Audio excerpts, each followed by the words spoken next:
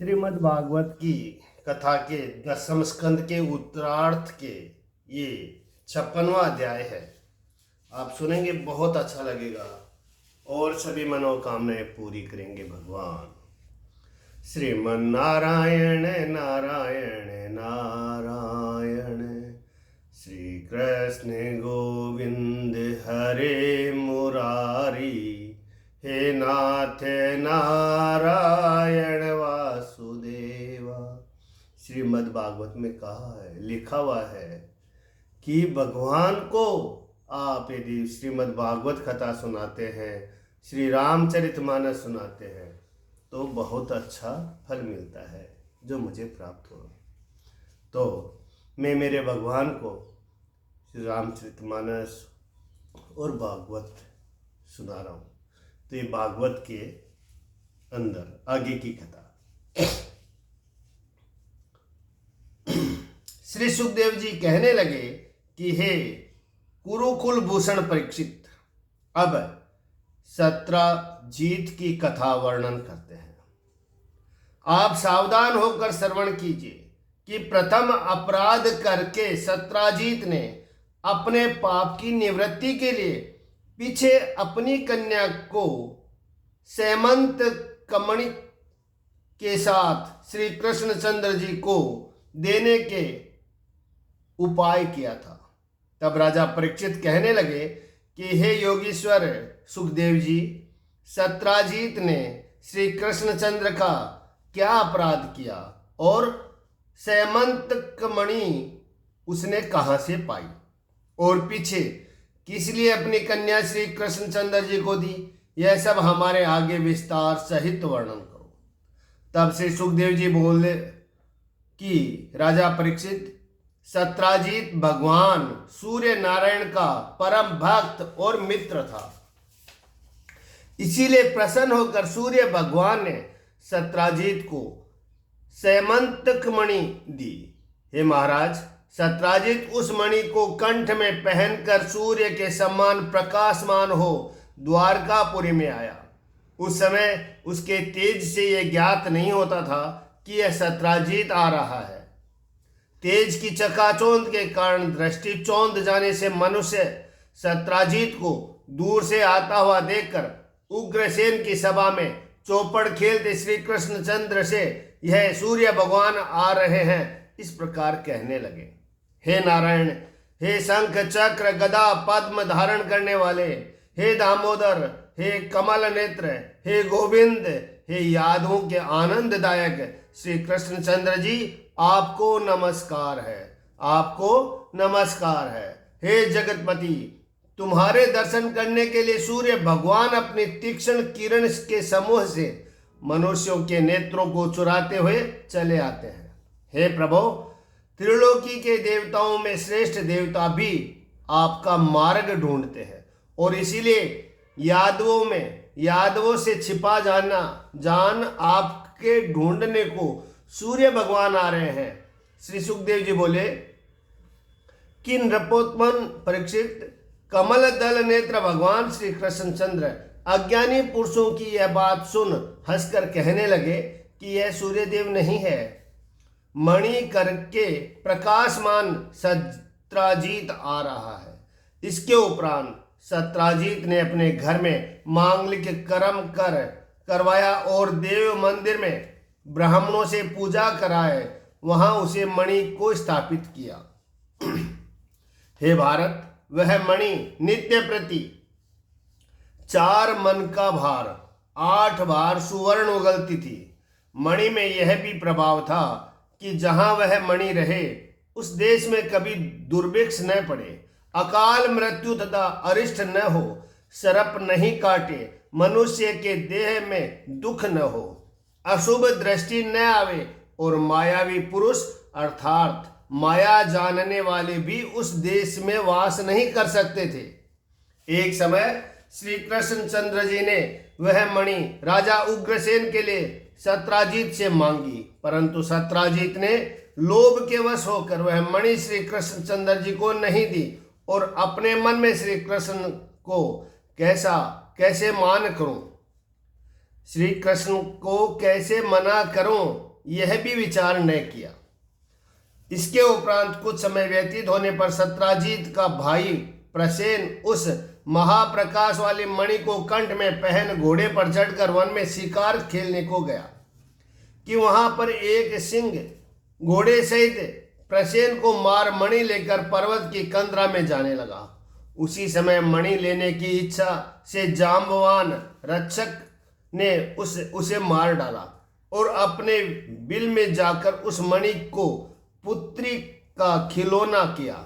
उधर सत्राजित अपने भाई प्रसेन को शिकार खेलकर वन से न आया हुआ जान चिंता करने लगा कि मणि कंठ में धारण करके मेरा भाई वन में शिकार खेलने गया और उस मणि पर कृष्ण का दांत है। कृष्ण इसीलिए जान पड़ता है कि भाई को कृष्ण ने मार डाला। इस बात को सत्राजित ने अपनी स्त्री से कहा तो उसके मुख से सुनकर मनुष्य गुप्त रीति से बात करने लगे। मनुष्य गुप्त रीति से बात करने लगे। इसका क्या है? यद्यपि सत्राजित ने स्त्री से कहा कि घर की बात किसी स्त्री से कहना नहीं, तो भी उसने अपने स्वाभाविक गुण के कारण दूसरों से कह दी। इस पर एक दृष्टांत है। क्या कि एक बनिया था, सो दिशा को गया। वहां उसने दोनों घाटों के बीच में नीच कौवे को पंख पड़ा देखा तो उसने यह वहम हुआ कि हमारे पेट से निकला है। सो घर आकर अपनी स्त्री से बोला कि आज हमारे पेट से कौवे का पंख निकला है, न जाने क्या रोग हो गया। उसने टहलनियों से कही। टहलनिया और के घर जाकर बोली कि फलाने साहब जी के पेट में से 5 कौवे निकले हैं, हमने वह अपनी आंखों से देखा है। उस स्त्री ने औरों से कहा कि साहब जी के पेट से 50 कौवे रोज निकलते हैं। उसने और से 500 कहे। कहाँ तक? जब तक लाला बाहर निकले तो लोग कहने लगे कि जब यह लाला दिशा को जाते हैं तो उनके पेट से 2-2 हजार कौवे निकलते हैं। सारांश, स्त्री से बात कहने में यह दोष है कि निकली होठो चढ़ी गई कोठे। आगे, तब भगवान श्री कृष्णचंद्र यह यश का नाश करने वाले कलंक लगा सुन और बहुत से द्वारका वासियों को संग ले प्रसेन के ढूंढने को चले। हे राजन, वन में सिंह से मारे गए प्रसेन व घोड़े को देख और आगे पर्वत के ऊपर रक्षक से मारे हुए सिंह को सब द्वारकावासी देखने लगे।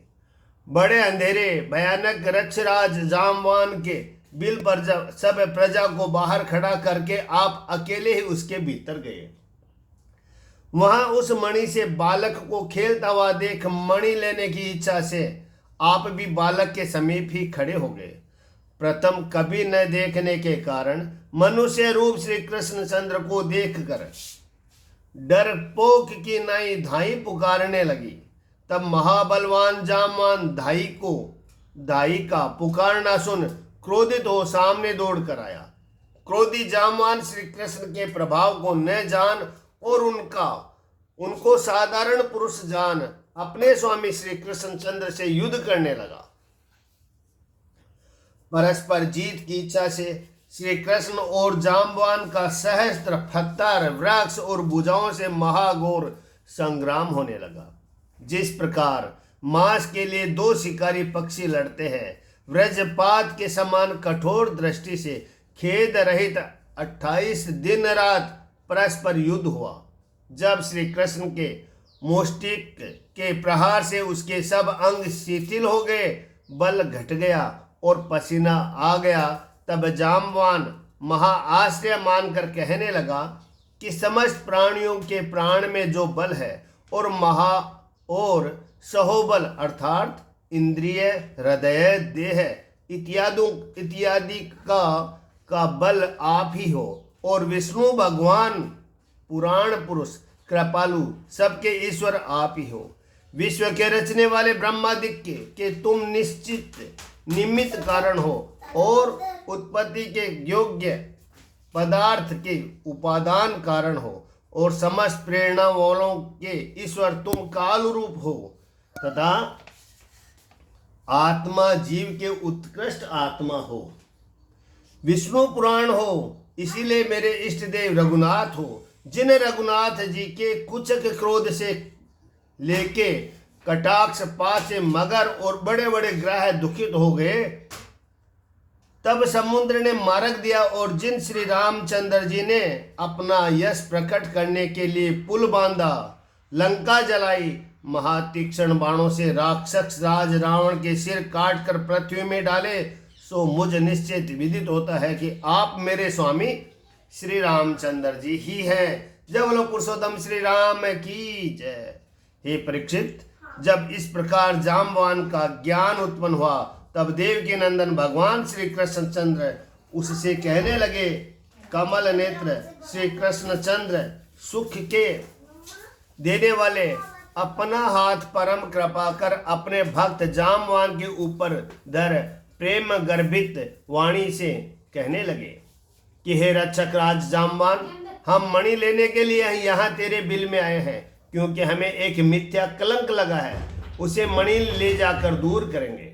यह वचन सुनते ही जाम्बवान ने बड़े आनंद पूर्वक मणि सहित अपनी कन्या जाम्बवती सेवा करने के लिए भगवान श्री कृष्णचंद्र को दे दी। हे राजन, जिन द्वारका वासियों को श्री कृष्णचंद्र बिल के बाहर खड़ा कर गए थे, उन्हें श्री कृष्ण का मार्ग देखते जब 12 दिन हो गए, तब उन्होंने जाना कि श्री कृष्ण अब नहीं निकलेंगे, इसलिए सब दुखित होकर द्वारकापुरी को चले गए। बिल में से श्री कृष्णचंद्र नहीं निकले, यह बात द्वारकावासियों के मुख से श्रवण कर देवकी, रुक्मणी, वसुदेव और सूर्यदय जन तथा जाति के मनुष्य सभी अत्यंत चिंता करने लगे और सब द्वारकावासी दुखित होकर सत्राजीत के दुर्वाक्य कहते श्री कृष्णचंद्र के मिलने के लिए महामाया दुर्गा देवी की पूजा करने लगे। जब बोलो महामाया दुर्गा देवी की जय। जब देवी की पूजा करने से श्री कृष्ण को देखोगे, इस प्रकार द्वारकावासियों को देवी ने आशीर्वाद दिया, तब उसी समय सिद्ध मनोरथ श्री कृष्णचंद्र द्वारकावासियों को आनंद देते स्त्री सहित आए। हे राजन, जिस प्रकार कोई मृतक पुरुष फिर लौट आवे, उसी प्रकार मणि पहने हुए स्त्री को लिए श्री कृष्णचंद्र को आया हुआ देख समस्त द्वारकावासी परम आनंदित हुए। इसके उपरांत सभा में राजा उग्रसेन के पास सत्राजीत को बुलाकर जाम्बवान रक्षक से मणि लाए हैं। यह कहकर मणि भगवान श्री कृष्णचंद्र जी ने सत्राजीत को दे दी। सत्राजीत मणि ले अत्यंत लज्जित हो और मुख नीचा कर पछताता हुआ घर को चला गया। महाबलवान श्री कृष्णचंद्र से विरोध हुआ जान व्याकुल हो सत्राजीत अपने पूर्व अपराध को बारंबार स्मरण करके यह पाप कैसे दूर हो और भगवान श्री कृष्णचंद्र कैसे प्रसन्न हो, इस प्रकार चिंता करने लगा। अब मैं क्या कर्म करूं कि जिससे मेरा कल्याण हो, क्योंकि मैंने बिना विचार श्री कृष्णचंद्र को दोष लगाया है। मैं अत्यंत कृपण, मंद बुद्धि और द्रव्य का लोभी हूँ, इसीलिए अब ऐसा उपाय करना चाहिए कि जिससे मनुष्य मुझे बुरा न कहे। हे भरत वंश, इस प्रकार सत्राजीत से विचार करके यह निश्चय किया कि श्री कृष्णचंद्र को मैं अपनी कन्या ब्याह दूंगा और पीछे से दहेज में मणि भी दे दूंगा। यही उपाय अच्छा है, इसके अतिरिक्त और उपाय से मेरा अपराध दूर न होगा। इस प्रकार बुद्धि से स्थिर करके सत्राजीत ने मंगल रूप अपनी कन्या और मणि स्वयं ही प्रसन्नता पूर्वक श्री कृष्णचंद्र जी को अर्पण की। श्री कृष्णचंद्र जी ने भी सुंदर स्वभाव, रूप, उदारता दी गुण युक्त सत्यभामा का पाणी ग्रहण किया, जिसको पहले कृतवर्मा दी की यादव मांग चुके थे। श्री सुखदेव जी बोले कि हे महाराज परीक्षित, तब भगवान श्री कृष्णचंद्र जी ने सत्राजी से कहा कि यह मणि हमको नहीं चाहिए, क्योंकि तुम सूर्य के भक्त हो, इसीलिए यह मणि तुम्हारे ही पास रहेगी, और इससे जो सुवर्ण होगा सो हमारे यहाँ भिजवा देना। कारण यह है कि तुम्हारे कोई पुत्र नहीं है, इस कारण तुम्हारा जो धर्म है सो हमारा ही है। यह भगवान श्री कृष्णचंद्र का गुड अभिप्राय था। इति श्रीमद्भागवते महापुराणे दशम स्कंद उत्तरार्धे भाषा टीकाया षट्पंचाशतमोऽध्याय 56 अध्याय समाप्त। श्रीमन्नारायण नारायण नारायण। श्री कृष्ण गोविंद हरे मुरारी, हे नाथ नारायण वासुदेवा। श्री सुखदेव जी बोले कि हे नृपश्रेष्ठ, यद्यपि पांडवगण बिल में होकर लाक्षा भवन से बाहर निकल गए, यह बात आप भले प्रकार जानते थे, परंतु तो भी पांडव और कुंती को जला हुआ सुन कुलोचित व्यवहार करने के लिए बलराम जी को संग लेकर श्री कृष्णचंद्र कुरुदेश को गए। भीष्म पितामह, विदुर सहित कृपाचार्य, गांधारी, द्रोणाचार्य, इनसे श्री कृष्णचंद्र कहने लगे कि हाय, पांडव जल गए और बड़ा ही कष्ट उपस्थित हुआ है। हे राजन, कुछ दिनों के पीछे अकूर जी और कृतवर्मा ये दोनों अवसर पाकर सतधन्वा से कहने लगे कि इस समय सत्राजित से मणि क्यों नहीं छीन लेता, क्योंकि जिस सत्राजित ने अपनी कन्या रत्न हमको देनी स्वीकार कर फिर कृष्ण को ब्याह दी, वह सत्राजित अपने भाई प्रसेन के पीछे क्यों न जाए, अर्थात मरे क्यों नहीं। इस प्रकार अकूर जी और कृतवर्मा के बहकाने से बुद्धिहीन और क्षीण जीवन हो पापी असाधु सतधन्वा ने शयन करते सत्राजित का सिर काट लिया।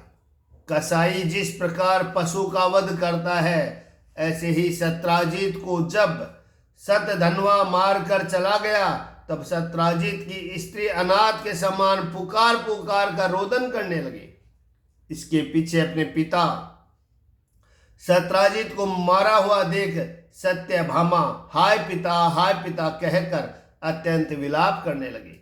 फिर मृतक पिता की देह को तिल की कोठरी में रखकर सत्यभामा हस्तिनापुर को चली गई। यद्यपि सतधन्वा ने सत्राजित को मारा है, यह बात अंतर्यामी श्री कृष्णचंद्र जी ने प्रथम ही जान ली थी, परंतु तो भी सत्यभामा मेरे पिता को संत धन्वा ने मार डाला, यह बात दुखित होकर कहने गई। श्री सुखदेव जी बोले कि हे राजा परीक्षित, भगवान श्री कृष्णचंद्र और बलदेव जी सत्राजित का मरण सुन और अपने मनुष्यवता का कारण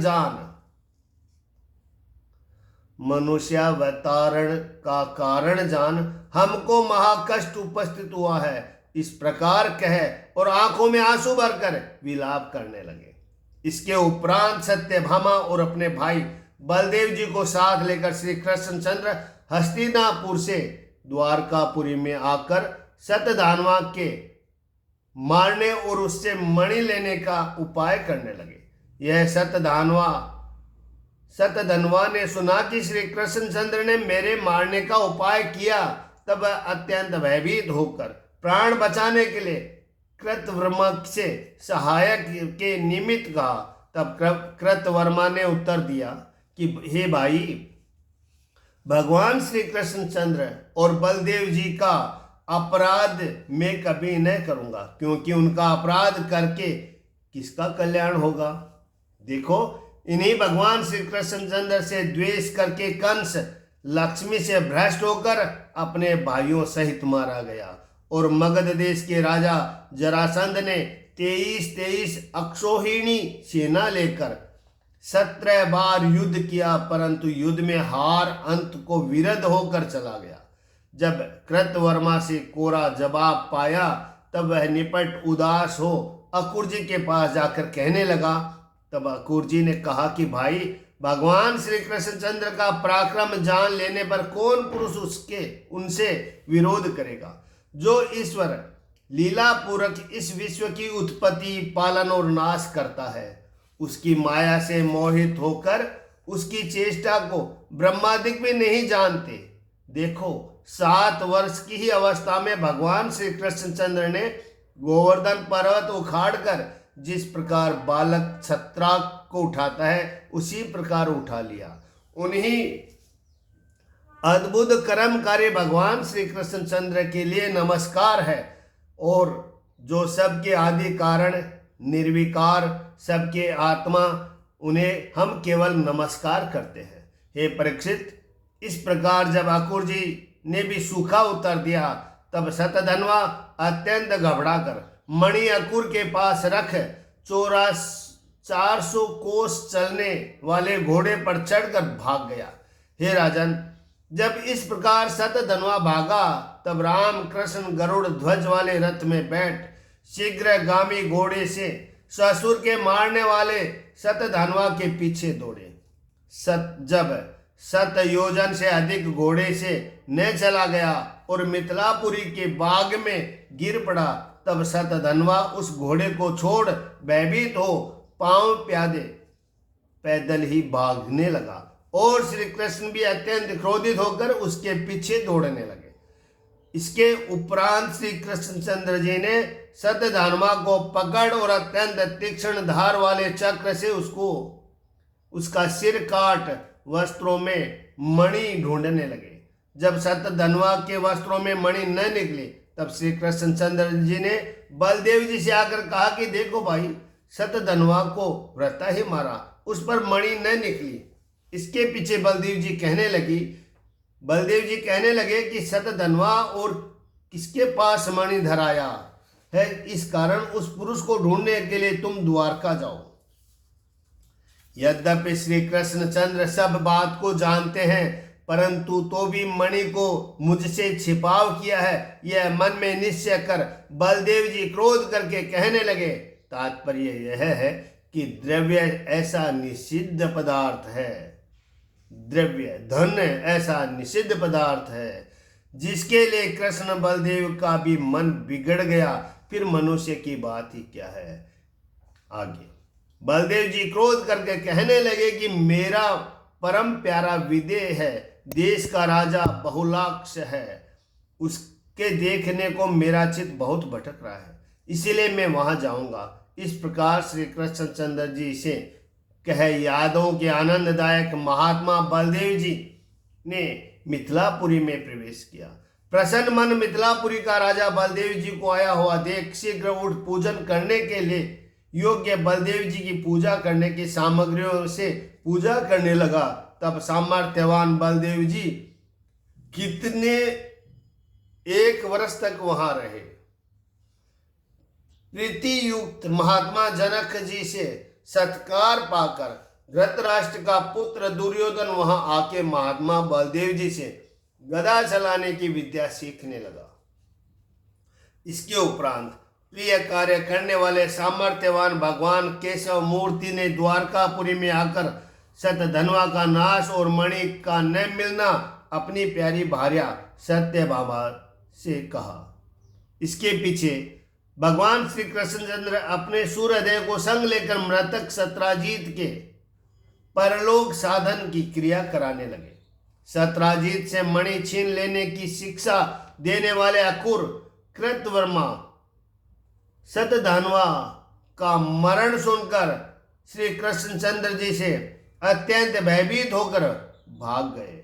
हे राजा परीक्षित, जब द्वारकापुरी से अकुर जी चले गए, तब द्वारका वासी मनुष्य के मन में ताप और अरिष्ट बारंबार होने लगे।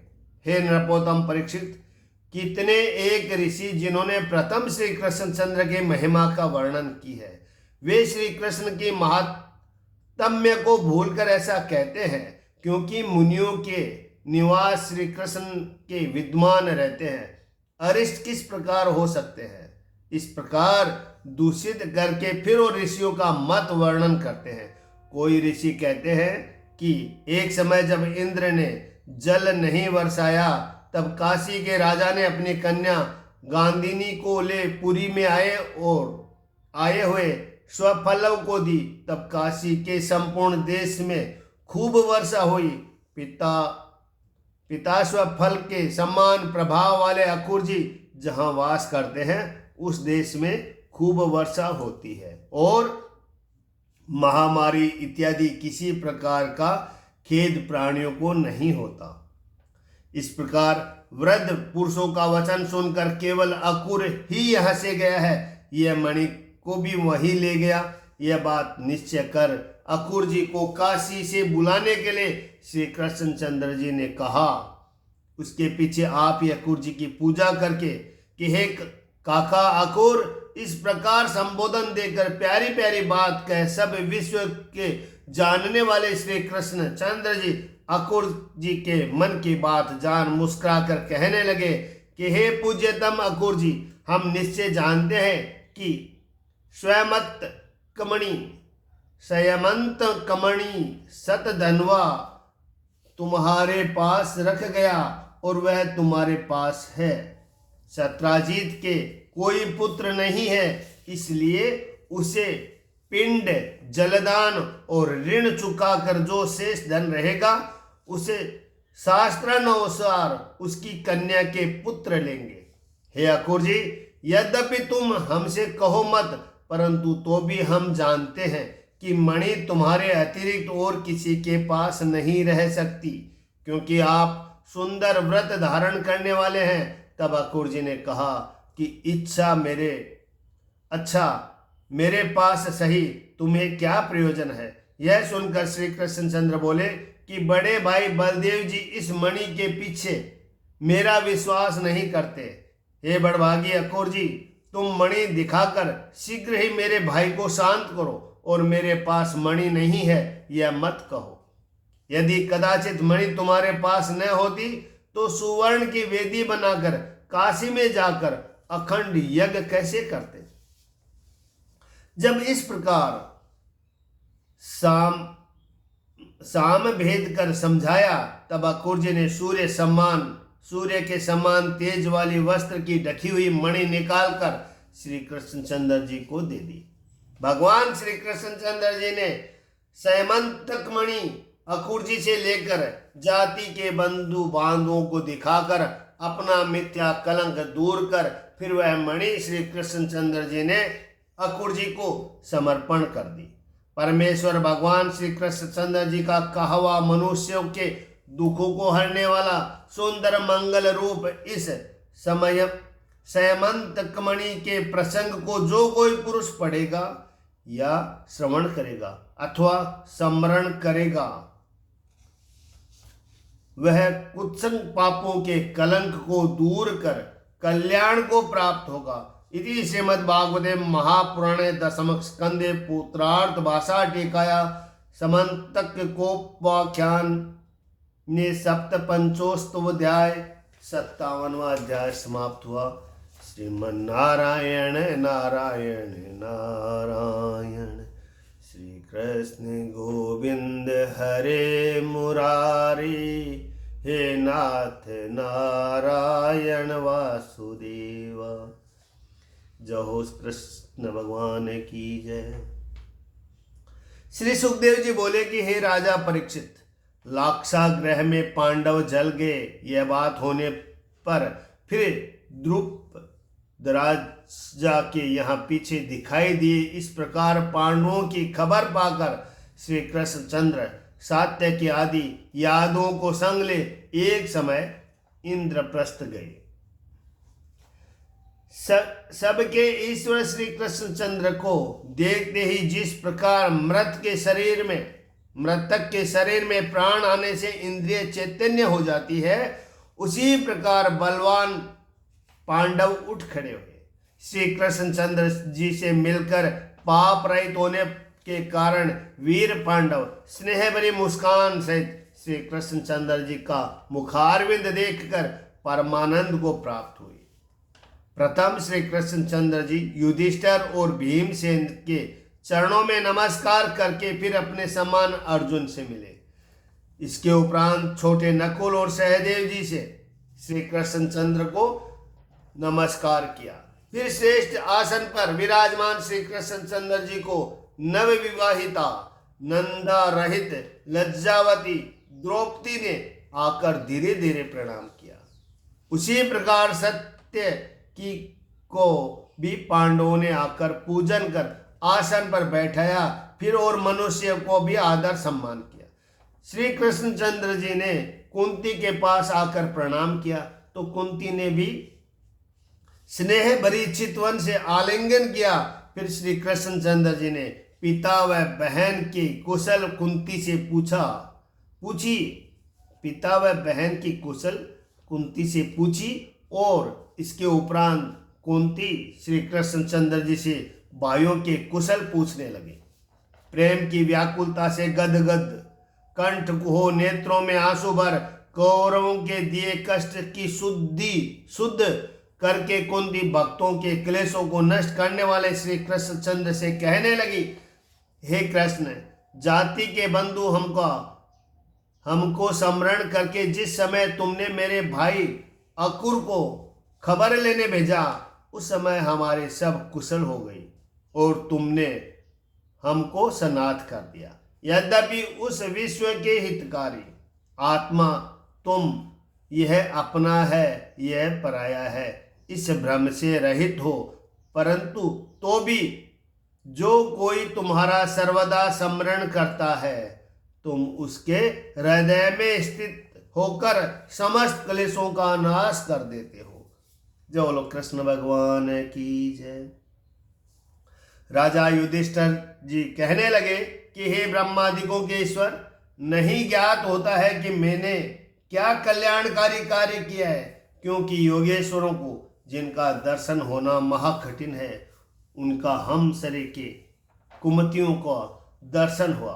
श्री सुखदेव जी बोले कि हे राजन, इस प्रकार राजा युधिष्ठिर के प्रार्थना करने पर श्री कृष्णचंद्र इंद्रप्रस्थ निवासियों के नेत्रों को आनंद देते हुए वर्षा काल तक वही विराजमान रहे। एक समय महाबलवान शत्रुओं को मारने वाले अर्जुन कपि ध्वज वाले रथ में चढ़कर गांडीव धनुष और बाणों से भरा तरकस ले कवच पहन बहुत सरप मृग वाले बड़े वन में श्री कृष्णचंद्र जी के संग शिकार खेलने को गया और उस वन में पहुंचकर व्याघ्र, शुकर, भैंसा, रूरू अर्थात हरिण, सरब, रोज, गाड़ा, मृग और खरहा इनको अपने तीक्ष्ण बाणों से छेदन करने लगा। हे राजन, अमावस्या पार्णमासी यह पर्वत जब आकर प्राप्त हुए तब सेवक लोग पवित्र पशु राजा युधिष्ठिर जी के पास लाए और जब अर्जुन को प्यास लगी तो थका हुआ यमुना जी पर आया। महारथी अर्जुन और श्री कृष्णचंद्र ने यमुना जी के निर्मल जल का आसमन कर और जल पीकर जब खड़े हुए तब उन्होंने एक सुंदर कन्या बैठी देखी।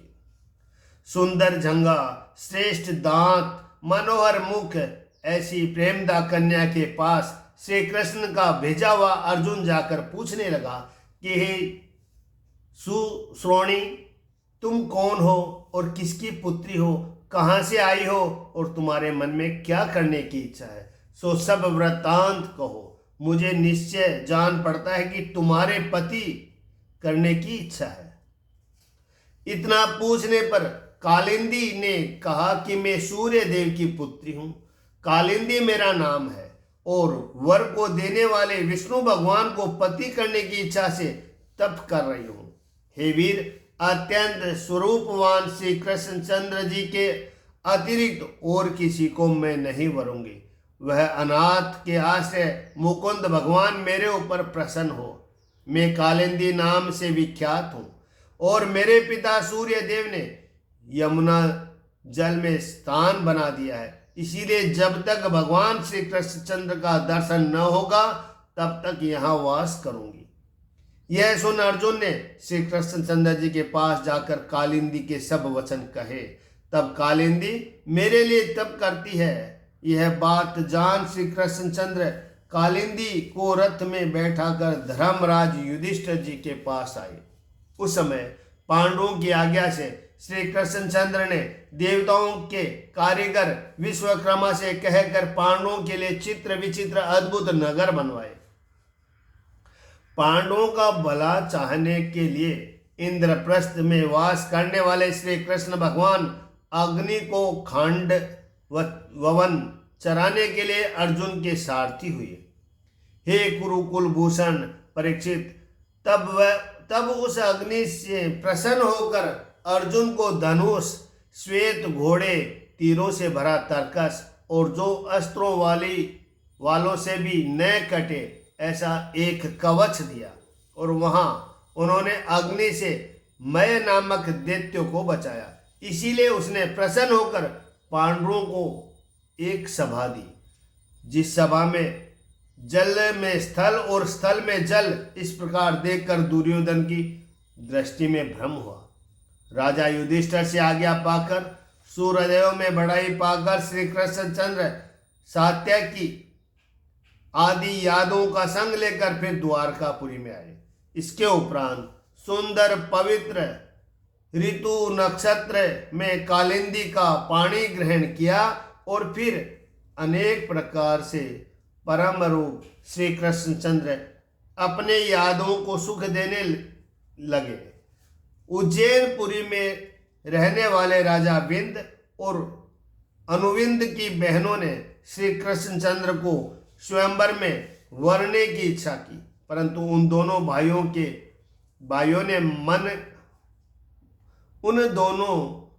ने मन किया, क्योंकि वे दुर्योधन के अधीन थे। मना किया क्योंकि वे दुर्योधन के अधीन थे। हे राजन, वसुदेव की बहन राजादी देवी की पुत्री मित्रविंदा को श्री कृष्णचंद्र सब राजाओं को देखते देखते बलपूर्वक हरण करके ले गए।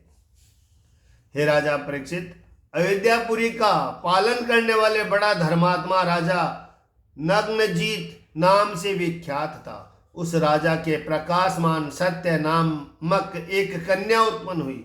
उसका उपनाम नाग्नजीति भी प्रसिद्ध है।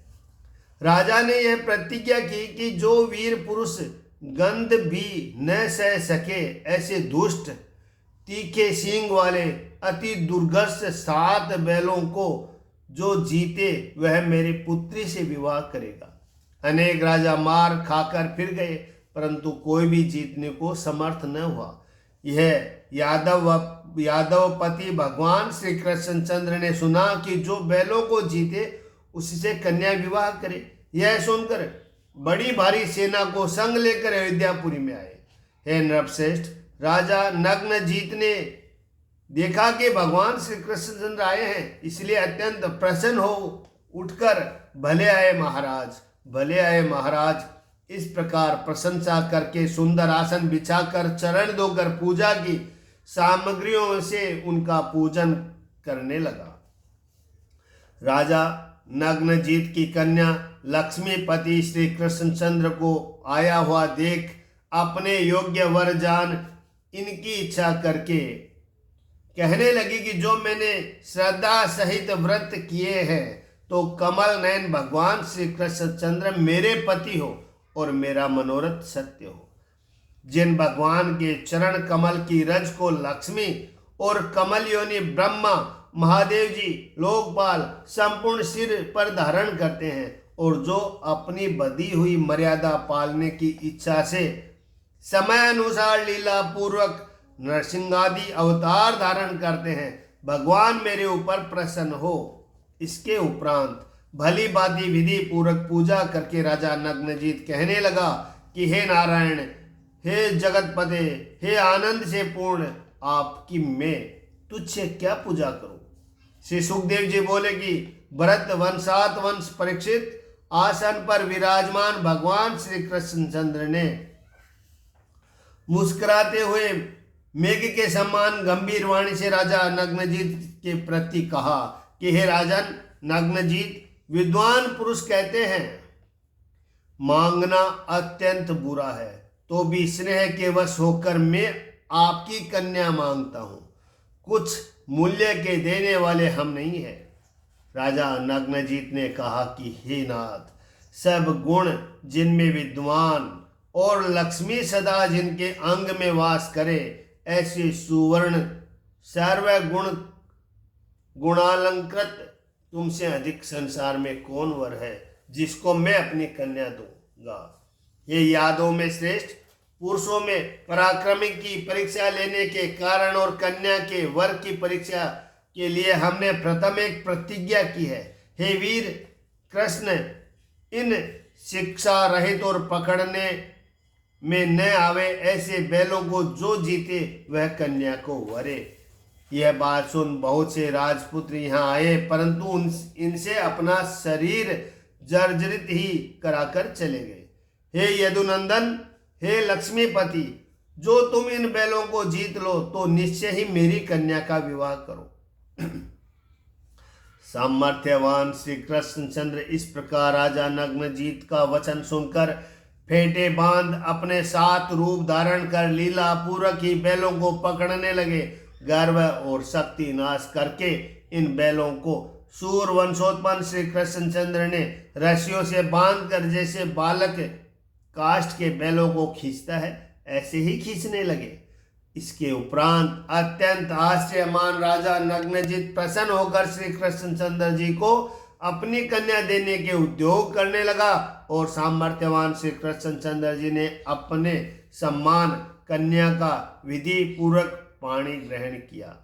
राजा नग्नजीत की रानी अपनी कन्या के प्रिय पति श्री कृष्ण को वर पाकर परम आनंदित हुई और बड़ा उत्सव हुआ। शंख भेरी नगाड़े बजने लगे, गीतों का शब्द सुनाई दिया। ब्राह्मणों ने अनेक आशीर्वाद दिए। सुंदर वस्त्र मालाओं से शोभायमान सब नारी नर प्रसन्न हो गए। सामर्थ्यवान राजा नग्नजीत ने योतुक के 10,000 गावें दिए और दुकदू की कंठ में पहने हुई सुंदर वस्त्राभूषणों से सुशोभायमान 3,000 दासियां दी। 9,000 हाथियों से 100 गुने अर्थात 9 लाख रथों से 100 गुने अर्थात 9 करोड़ घोड़े दिए और घोड़ों से 100 गुने अर्थात 1 अरब मनुष्य दिए। स्नेह से व्याप्त हृदय कौशल देश का राजा नग्नजीत अपनी कन्या सहित श्री कृष्ण को रथ में बैठाकर और बहुत सी सेनाएं संग लेकर पहुंचाने चला। जिनका पुरुषार्थ प्रथम यादव और बैलों से भंग हो गया था, वे राजा यह बात सुनकर न सह सके और कन्या को ले जाते हुए भगवान श्री कृष्णचंद्र को मार्ग में रोक लिया। श्री कृष्णचंद्र के प्यार करने वाले गांडीव धनुषधारी अर्जुन ने बाण चलाकर समस्त राजाओं को क्षण भर में सिंह जैसे वन के छोटे छोटे जीव व मृगों को भगा देता है, उसी प्रकार भगा दिया। इस प्रकार यादों में श्रेष्ठ भगवान श्री कृष्णचंद्र दहेज लेकर द्वारकापुरी में आकर सत्या रानी से रमण करने लगे। वसुदेव की बहन श्रुतकीर्ति की पुत्री और केकई देशोत्पन्न भद्रा की संत धरणादि भाइयों के देने पर श्री कृष्णचंद्र ने ब्याह।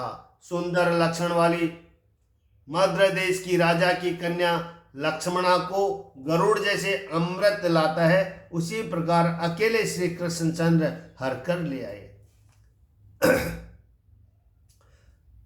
श्री सुखदेव जी बोले कि हे राजा परीक्षित, भौमासुर के बंदी खाने से छुड़ाई हुई सुंदर स्वरूपवती हजारों स्त्रियां और भी थी। इति श्रीमद्भागवते महापुराणे दशम स्कंद उत्तरार्ध भाषा टीकायामष्टम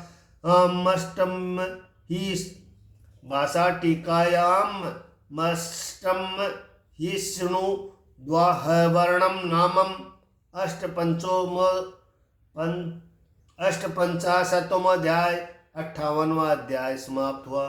पुरुषोत्तम श्री राम की जय हो, कृष्ण भगवान की जय हो। श्रीमन्नारायण नारायण नारायण। हनुमान जी महाराज की जय हो।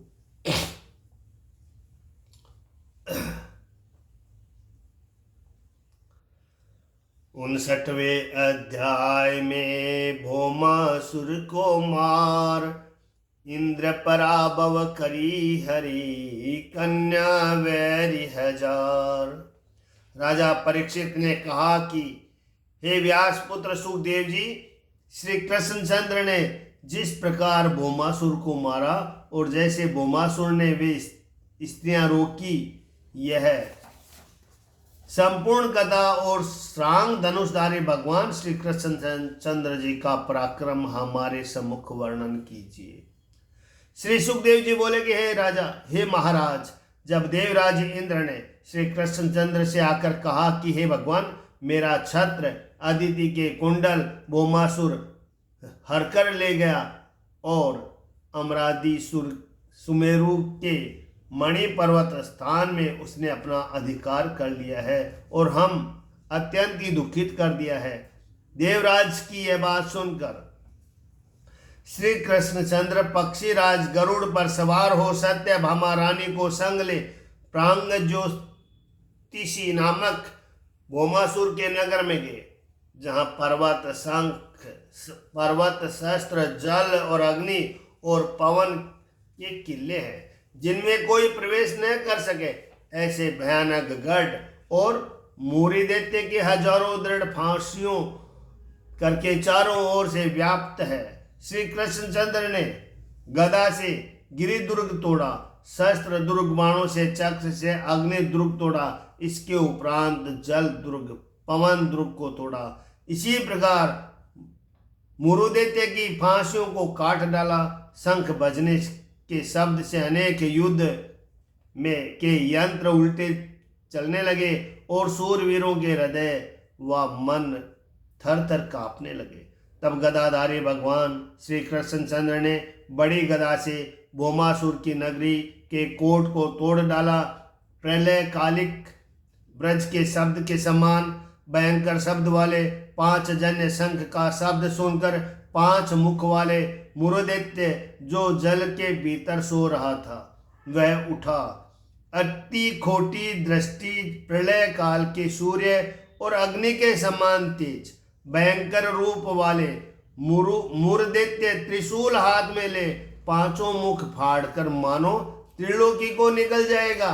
इस प्रकार दौड़ता हुआ भगवान श्री कृष्णचंद्र के सम्मुख आया, जैसे सर्प गरुड़ के सम्मुख जाता है, और बड़े जोर से त्रिशूल को फिराकर गरुड़ पर चलाया।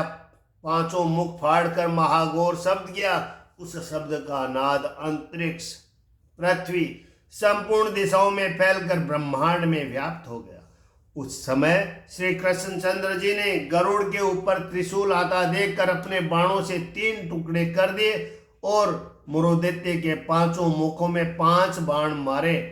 तब मुरुदैत्य अत्यंत क्रोधित होकर श्री कृष्णचंद्र के ऊपर गदा चलाने लगा। तब भगवान संग्राम में आती हुई इस गदा के हजारों टुकड़े कर डाले।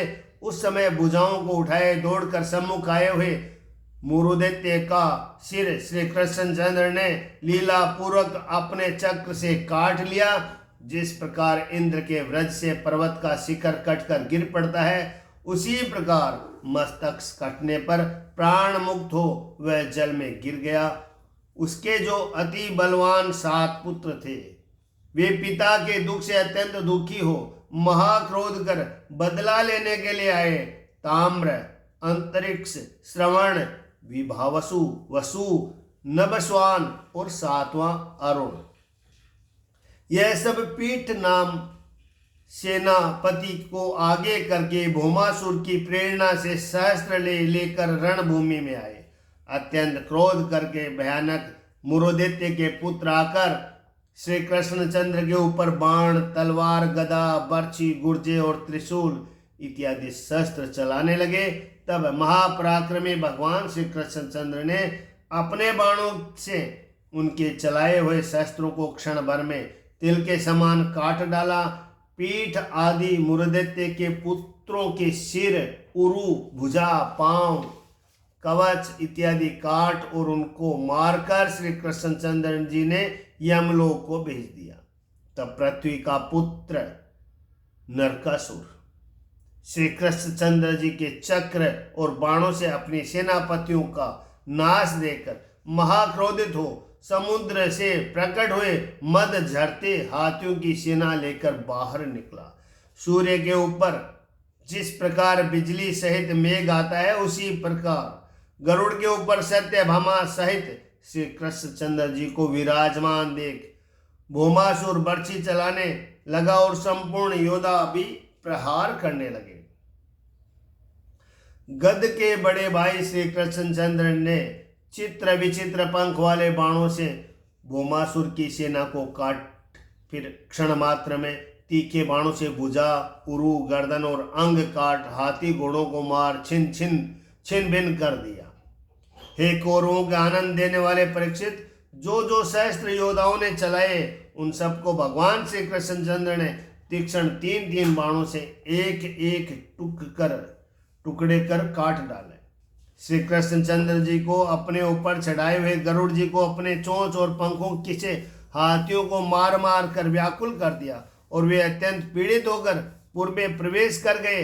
तब नरकासुर ने युद्ध करते हुए गरुड़ जी से पीड़ित अपनी सेना को भागी हुई देखकर भौमासुर ने महापैनी धार वाले गरुड़ जी को बर्छी मारी, जिससे व्रज रुक गया। और परंतु जैसे माला के प्रहार का हाथी कुछ नहीं गिनता, उसी प्रकार गरुड़ जी उसके प्रहार से कुछ भी व्यथित नहीं हुए।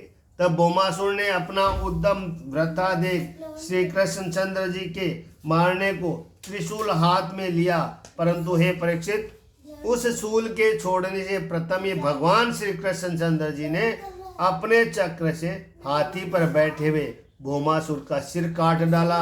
हे राजन, जिस प्रकार कुंडलों सहित मनोहर किरीट से शोभायमान एवं प्रकाशमान भौमासुर का सिर कटकर पृथ्वी में सुशोभित हुआ, उसी समय दैत्य हाहाकार और ऋषि देवता धन्य धन्य कहते हुए श्री भगवान कृष्णचंद्र के ऊपर फूलों की वर्षा कर स्तुति करने लगे।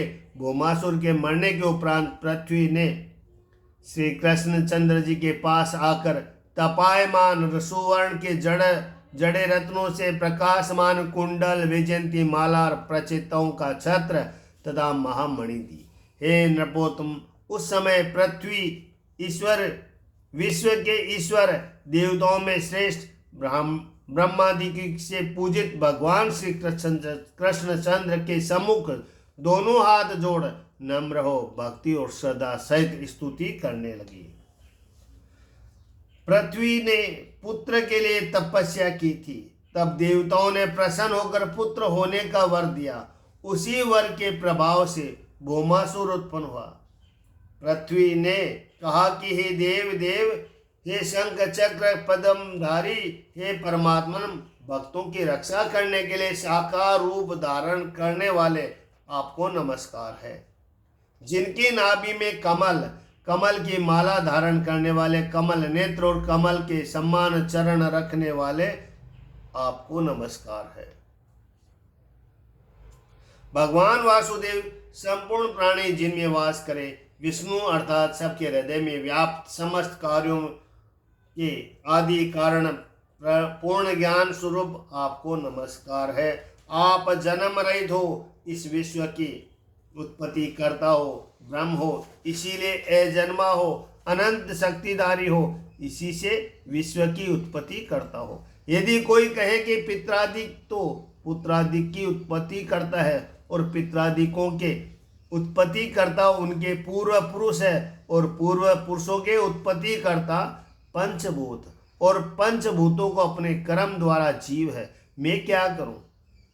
इसके उत्तर में पृथ्वी कहती है कि हे कार्य कारण रूप, हे संपूर्ण प्राणियों के आत्मा, हे परमात्मा, तुम सर्वरूप हो, इसीलिए आपके अर्थ नमस्कार है। यहाँ यह शंका है कि तीनों गुणों से इस विश्व को उत्पन्न पालन संहार करते हैं। तीनों गुण माया के अधीन है और माया का क्षोभ करने वाला पुरुष काल निमित्त है और यह बात प्रसिद्ध है, फिर मैं क्या करता हूँ? इसके उत्तर में पृथ्वी कहती है, तुम आवरण रहित हो। हे समर्थ, जिस समय आप विश्व के रचने की इच्छा करते हो, तब रजोगुण को धारण करते हो, और हे जगतपति, जगत के पालन करने का सत्गुण धारण करते हो, तथा नाश करने के लिए तमोगुण को धारण करते हो। काल रूप हो, पुरुष रूप और सबसे परे हो, इसीलिए सबके उत्पन्न करता तुम ही हो।